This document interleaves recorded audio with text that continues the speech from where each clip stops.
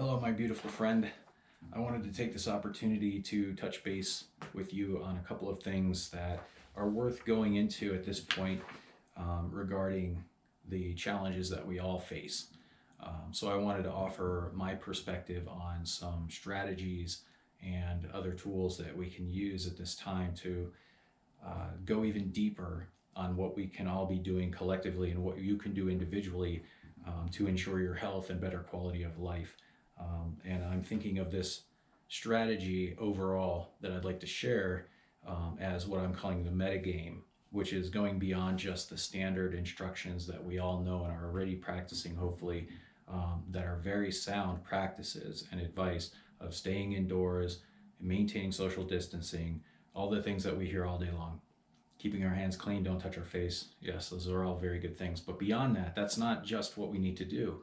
Those are the minimum requirements. And if you're watching this video, you're not a minimum requirement C student probably of life. So you're looking to do the most that you can, not the minimum.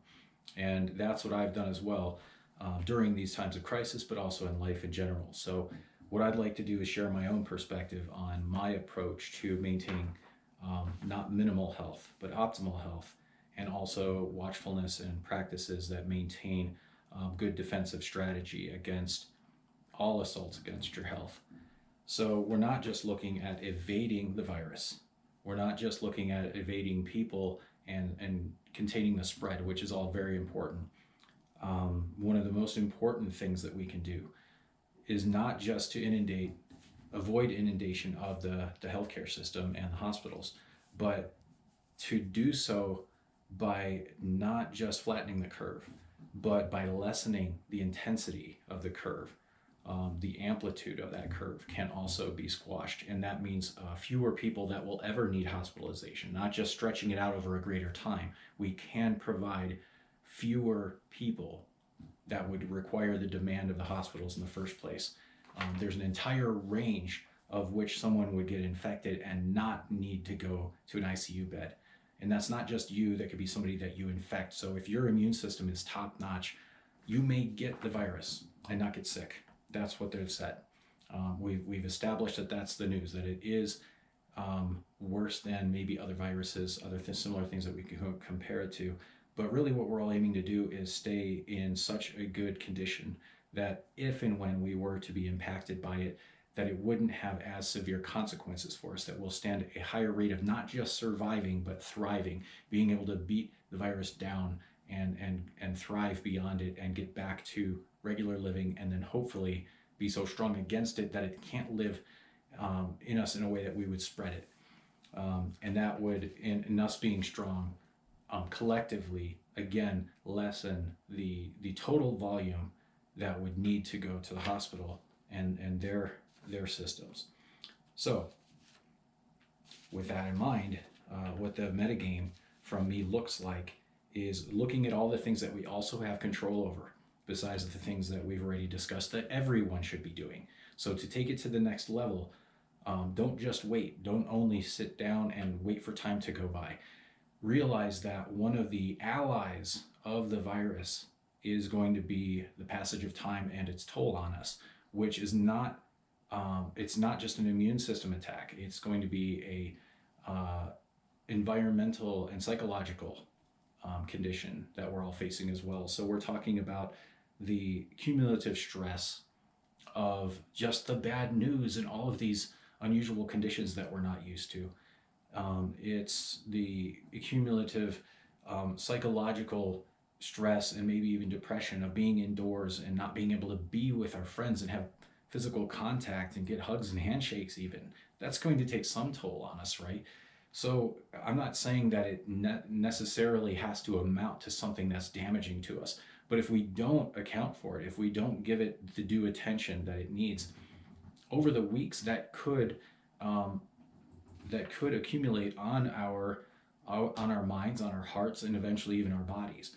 But with our awareness and respect to ourselves as human beings, if we take preventative cautions for that as well, then we can lessen the impact that this all has on us. Because we want to not only survive this, we want to thrive. We want to come out of this being stronger than ever, not being withered down and worn by this thing. We want to unite together and grow and come out of this stronger than ever. Physically, mentally, spiritually. That's what we have to do. But not just by waiting it out. We can't expect that to happen by being passive. We have to actively seek our own inner strength, physically, mentally, spiritually, for ourselves, but even more importantly, for one another. So what that ends up looking like regarding stress, we're talking about a couple of different layers. Minimizing the amount of stress that you're exposed to. That the first thing that comes to mind is news alerts and things coming up on your phone. Don't spend, please, all day long, every hour checking updates on this virus. Don't keep looking at what is coming out this hour. If something's really important, you'll probably find out about it within an 8 or 12 hour period if something's changed. But there's not going to be any big emergencies that are new that actually emerge now, right? So maybe squash the virus news check time down to like 2 compartments during your day, early morning, end of the evening. Don't watch dinner over the news. Maybe have yourself some human time for yourself and for your family, where you have sacred time to just be in peace, in celebration of life, without the news and everything else affecting your quality of life. You can still have quality of life now. Other things that you can do during this time, when we're all in close proximity of the people we live with, that's extra tax on them, right? You're spending more time with people, and that cumulative stress of things maybe not going right, compounded by all the events that are going on right now. It makes sense that would be a strain upon us individually and our relationships. So use this time to be strong for them and for yourself, and just call a truce. Like whatever normal bickering might go on or disagreements, put your love for them first right now, and give it a rest, and just say we could pick this up later, in your mind. Don't bring things up. Like if you can just turn the other way about a small argument, do so. If you are completely right and they're completely wrong, just let it go for once. Just let that argument go. Don't take the opportunities to be right whenever you can. The most important thing is just to keep peace, within our households. So yeah, call a truce, have some peace time. And any kind of resentment that you have with people that aren't maybe even in your house, that you've been carrying around, somebody that you feel owes you something or did something wrong of you before all this went down, don't carry that resentment around with you. It's going to be its own sickness, and that will harm you in its own way and lower your immune system and your defenses. So give yourself the empowerment of forgiveness and let that stuff go.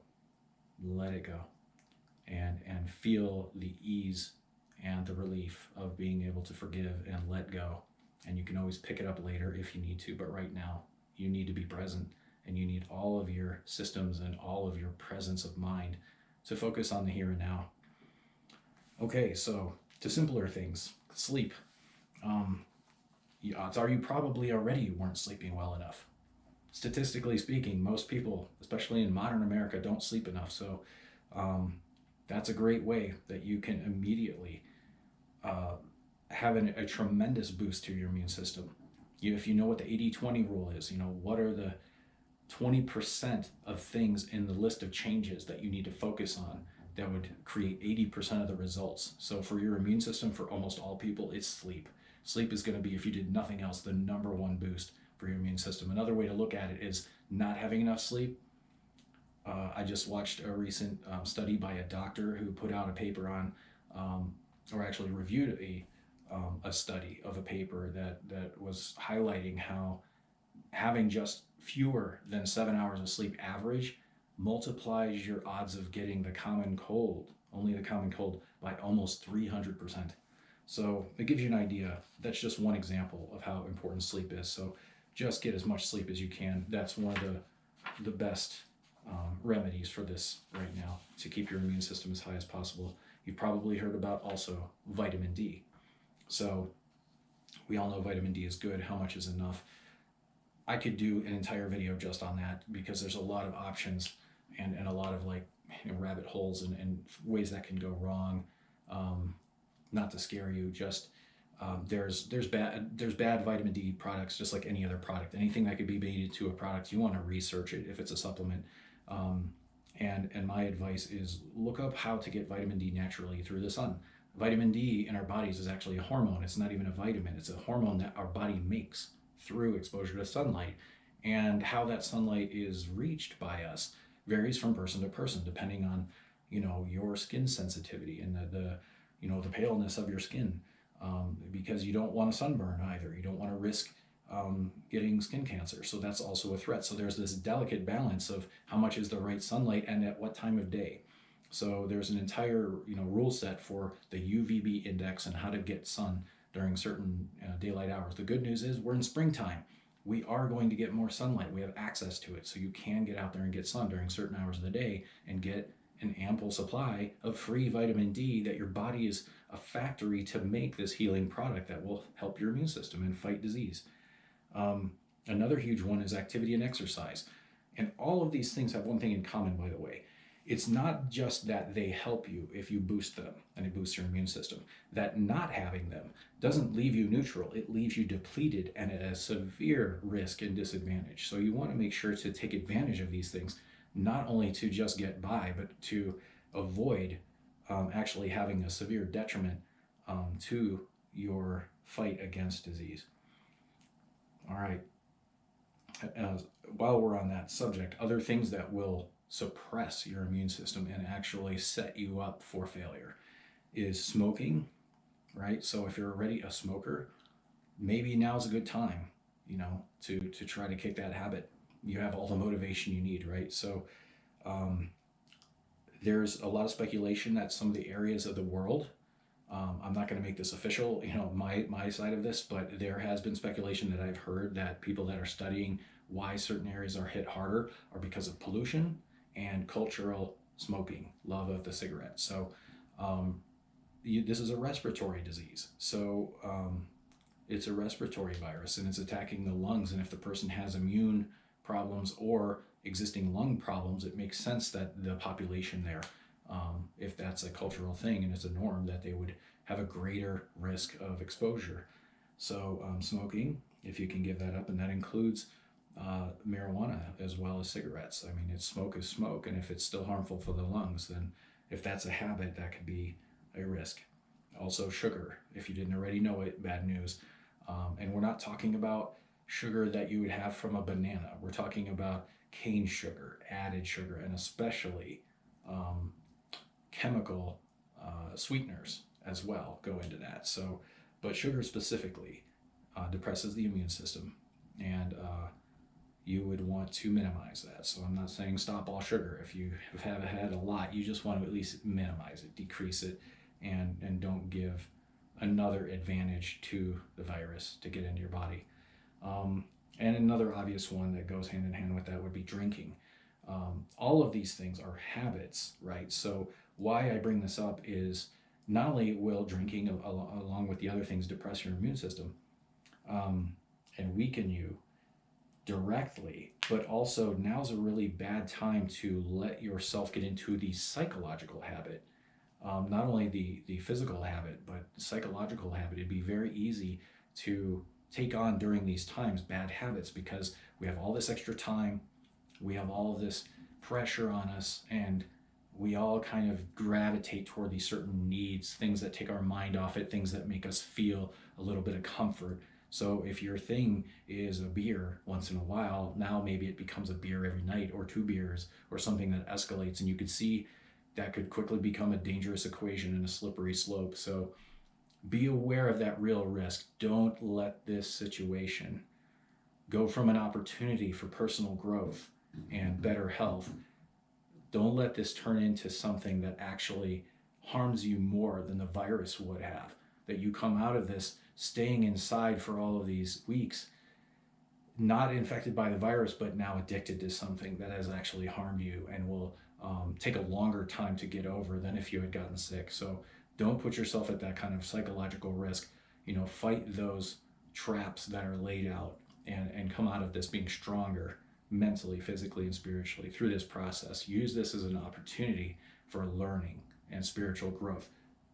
we all know we've got the time for it, right? So put the time and effort in, take your time, and make this time count for something special.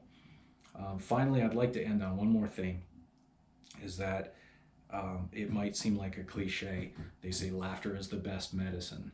And do some research on that. It's not just a cliche, it's not just a joke.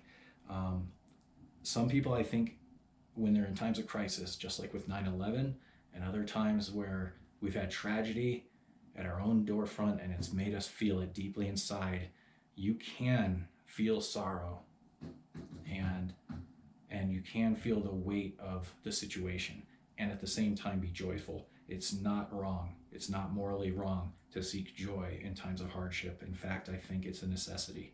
So I would just ask that you exercise your right as your temporary passage here on this earth. As a human being, it's your right to still find joy in life. So do everything you can to not just feel joy, but create joy within yourself, sincere joy, laughter, and spread it to those around you. That's going to make a difference for all of us. So raise yourself up, raise your spirits, and raise the spirits of those around you. Make them laugh, make yourself laugh. It will ease the tension. It will lighten the load on all of us, and it'll make us all get through this together. Thank you for listening. I'd like to hear your comments. So please, if you got anything from this video, please share it with some friends. And please hit the red subscribe button, and that'll keep you notified for our other releases and other things that we can share together. Thank you very much.